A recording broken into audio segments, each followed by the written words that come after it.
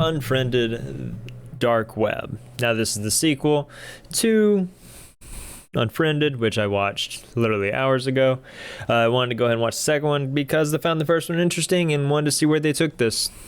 So they took it to an overall fun place. I say fun place, a more interesting take on it. So let's go ahead and throw up the trailer. After finding a laptop, a young man goes online to play a game with 5 of his good friends. He shows them a mysterious folder that plays disturbing videos of people who appear to be in danger. Then they receive an anonymous message that tells them they will all die if they disconnect or call the police. The planned night of fun quickly turns deadly as each user becomes a target of something sinister, while the others must watch helplessly in terror. Now, they waited another 4 years before putting this one out, which I think it's best for them because technology didn't really change really after 1 year. Yeah, that stuff didn't change after just one, so they waited a little bit and made sure everything else, some things got tweaked and changed up, and I think they did an excellent job. We'll talk about the plot kind of quickly. That pretty much sums up most of it. Everything once again takes place on top of a desktop.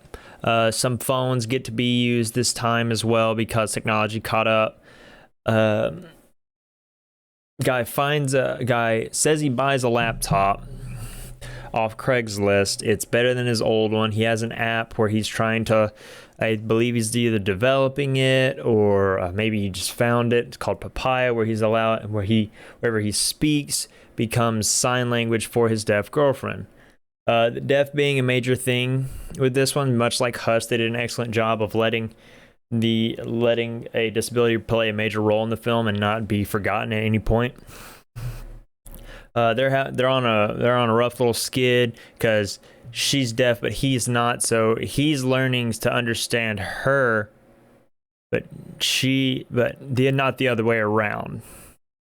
She doesn't get to understand him anymore just because he is learning sign language, if that makes sense. Long story short, they play Cards Against Humanity for most of the night. Eventually, the guy somebody else pops up and somebody pops up and tells him that I know you took my laptop, and if you don't give it back, she dies. They do a deeper dive into the laptop and find out that there are videos of multiple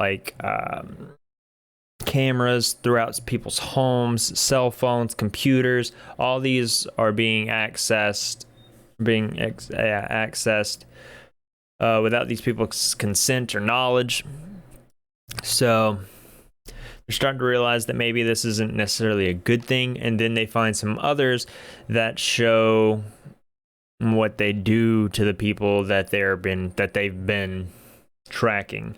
I believe some people are being drowned in barrels. Another person was chained to a wall with food within, I don't know, half a yard from their maximum reach. I believe another one was in a jacuzzi style situation with a giant vat of acid beginning to pour, but they don't show any of it. They do a very good job of that. They don't really show anything too nuts. Much like the first one, slowly but surely they start getting picked off because they all know. Like someone tries to make a phone call, I believe is what sets it all off first. And they said strictly no phone calls or they will die, and surely enough, they kill them off. And then they find different ways. They use I'll get to that, I guess, when we talk about plot, which we'll go ahead and jump into now. The deaf element for the girlfriend was a good add because it gave him the opportunity, if he knew he was in the room with her, he could shout, and she's not going to be any the wiser, and it still let him communicate with the other guy, the guy who's hunting her pretty much, who's said he was going to follow within 10 feet behind her the entire time. But that's not always how things are said, or not always how they are they? They did that well. The main guy did an excellent job. I had his name a minute ago. Colin Waddell did a fantastic job. Betty, I'm going to call her Betty Gabriel right now. She does a fantastic job. She is the grandmother in Get Out. It's just a fun little cast. I think they did an excellent job of this movie. It was fun. There was one good jump scare that really, really got me. Something in the plot that bothers me, though, is I don't necessarily understand. They never really let it be known why that whenever they appear on camera that it's always glitching. Maybe it's the type of material they're wearing, or maybe it's because it's supposed to be a found flicks and the guy already got his hands on it. I'm not sure.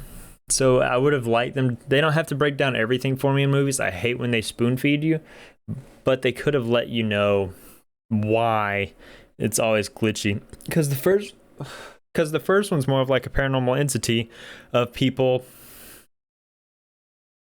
killing themselves. This one is, no, there's a network of the dark web that is doing this, which I like the twist. I like the fact that it's the dark web, and therefore that this is a bait in order to fulfill those who watch it and who enjoy it.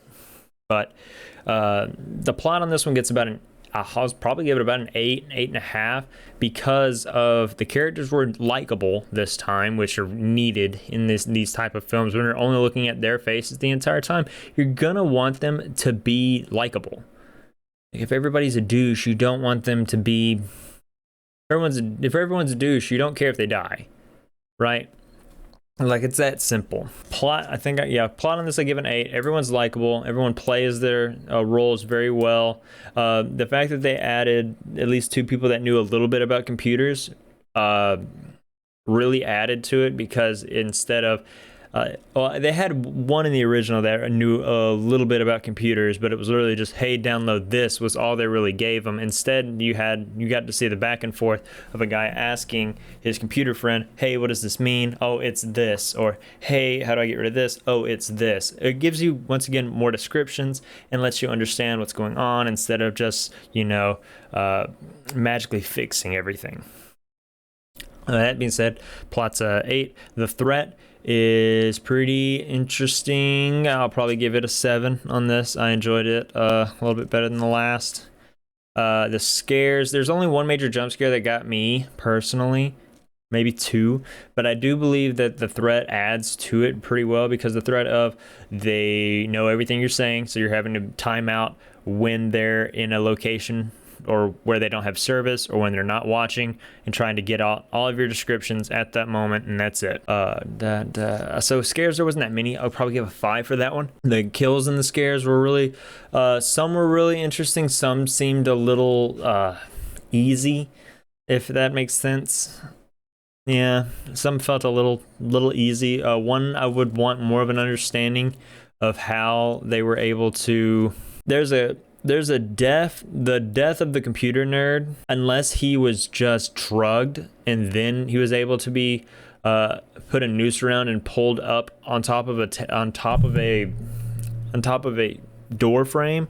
There had to have been a way that man could have done something. They could have explained why and how he wasn't able to stand up, press against the said door frame. He had both of his hands free. Unless I missed something, and I could very well have, comment down below. Let me know that I have missed something and how dumb I am for missing it.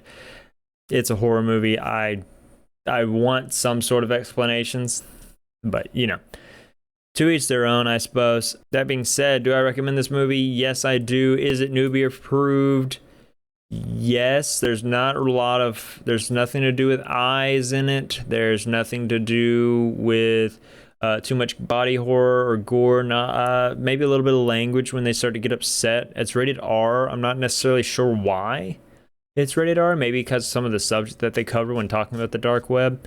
Maybe a little bit of language. I didn't really catch it all. So maybe not. But that being said, I think I give this one. I don't remember what I gave the first one. I'll have to go back and look. I think I gave it a 6 before, something like that. Let's give this a 6.7. No. I think I enjoyed this film. I enjoyed Superhost. I enjoyed a few of these. The Night House. I don't think it's that caliber. I I think I'm bumping both of those scores up again because I'm being a little stingy with those. So I'll give this a 7, and at the end of everything, I will go back and probably up. Once again, stay tuned for the recap where I make sure everything is relisted and we have the official scores for everything, just because I realized doing them directly after each other, I'm slowly losing. I'm being more jaded than I need to be early on. I'll give that a 7. And I'll go back and talk about the other ones at the very end and how they've improved. Everyone have a great day. Stay scared, take care, and cover your webcams when you're not using them. It's that simple. See you guys.